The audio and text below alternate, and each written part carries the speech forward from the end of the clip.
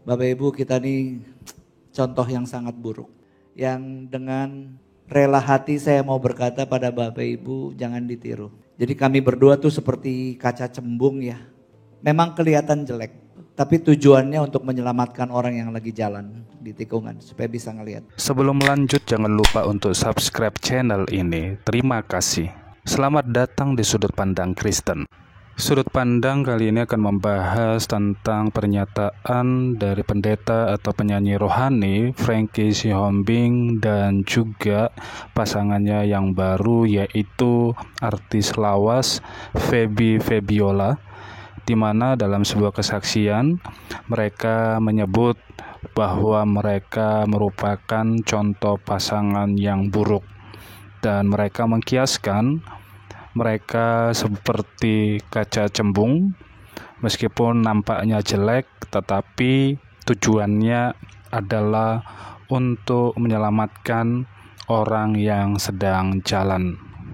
Makna yang tersirat dari pernyataan mereka ketika mereka memenuhi undangan untuk pelayanan di salah satu gereja yang cukup terkenal, yaitu YHS. Mereka seolah-olah seperti ditakdirkan sehingga mereka juga bisa menjadi sarana atau alat yang dipakai Tuhan, meskipun dengan status mereka yang baru, agar menjadi tolok ukur atau batasan yang dipakai oleh Tuhan supaya orang lain bisa diselamatkan. Dan Frankie juga menyampaikan bahwa mereka sudah menyadari akan kesalahannya dan sudah minta ampun kepada Tuhan, dan mereka melihat bukti kebaikan dan pengampunan Tuhan. Mereka dapat menikmati masa-masa di mana keakuran baik dengan mantan istri dari Frankie Sihombing dan juga anak-anaknya. Bagaimana menurut pandangan teman-teman sesama orang Kristen melihat hal yang demikian? Bapak Ibu, kita nih contoh yang sangat buruk ya. Yang dengan rela hati saya mau berkata pada Bapak Ibu, jangan ditiru. Jadi kami berdua tuh seperti kaca cembung ya. Tahu kaca cembung yang suka ditaruh di tikungan jalan ya. Memang kelihatan jelek, tapi tujuannya untuk menyelamatkan orang yang lagi jalan di tikungan supaya bisa ngelihat. Nah, kami ini contoh kaca cembung. Dan saya ngerasa ya, untuk bisa mengembalikan posisi Tuhan jadi yang paling utama, orang kayak saya mungkin perlu dibanting paling kenceng supaya tahu bagaimana rasanya jadi keset. Orang yang sombong, orang yang egois, yang rasa semua mata tertuju pada saya. Saya pelayanan dari usia 18 tahun Bapak Ibu. Sekarang usia saya 54 tahun. Dan dalam perjalanan banyak banget yang terjadi. Kadang-kadang kalau saya ngelihat Tuhan dimuliakan tanpa sadar, saya pengen ada dapat dikit-dikit cipratan kemuliaan, dan itu salah banget Bapak Ibu. Salah banget, dan saya baru sadar bahwa waduh, harusnya benar-benar semua kemuliaan, keagungan itu cuma milik Tuhan, bukan milik kita. Jadi Tuhan kembalikan saya lagi, bukan cuma di keset, tapi di bawah keset. Orang gak nganggap saya lagi pantas, orang gak nganggap saya lagi Frankie Sihombing yang dulu nyanyi, bikin album puluhan, pelayanan kemana-mana. Tapi di situ saya makin belajar tentang, iya benar ya, harusnya dia yang makin bertambah, bukan saya. Saya harus makin berkurang, dia harus makin bertambah. Jadi saya malah bersyukur ya, di balik kesalahan yang saya buat, saya harus akui ke orang-orang, karena memang kita nih orang yang ada di mimbar ya. Jemaat punya ekspektasi yang tinggi untuk kita, gak boleh macam-macam, kita hidup harus benar-benar dengan standar firman Tuhan. Makanya waktu kita buat kesalahan, yang kita buat pertama kali adalah mengaku. Mengaku pada jemaat apa adanya kita bersalah, karena saya juga gak pengen orang cuma ngomong di belakang, habis buat dosa terus ngumpet gitu ya. Saya terbuka supaya orang juga lihat pertobatan yang sejati. Dan saudara kalau ikutin berita sosial media kami, bersyukur banget di tahun lalu kita semua dengan keluarga yang lama berdamai dengan luar biasa. Tuhan kerjakan, waduh, nggak bisa diekspresikan lah apa yang Tuhan kerjakan. Kita bisa damai dengan our ex masing-masing dan Tuhan mengerjakannya dengan sangat indah. Dan hari ini kita menikmati hidup yang akur, rukun, in harmony dengan anak-anak juga ya. Dan salah satu anak saya sampai memutuskan pindah ke Bali, tinggal di kota bersama-sama dengan kita. Seneng banget. Dari kesaksian dan sekaligus pernyataan Frankie Sihombing tentang keberadaan atau status mereka sebagai contoh pasangan yang buruk akibat perceraian dan pernikahan dia kembali dengan Febiola, mereka kiaskan seperti kaca cembung yang terlihat jelek tetapi menyelamatkan banyak orang yang lewat.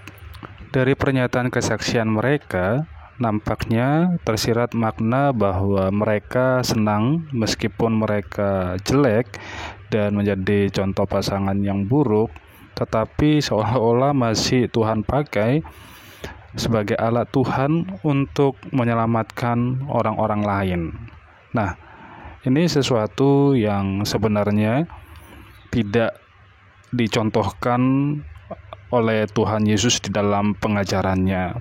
Setiap kali ada orang-orang yang berdosa, Tuhan Yesus selalu memberikan pengampunan atas dasar kasih-Nya yang besar. Namun demikian, ada sebuah peringatan yang disampaikan oleh Tuhan Yesus, jangan berbuat dosa lagi, atau jangan tinggal di dalam keadaan mereka yang berdosa.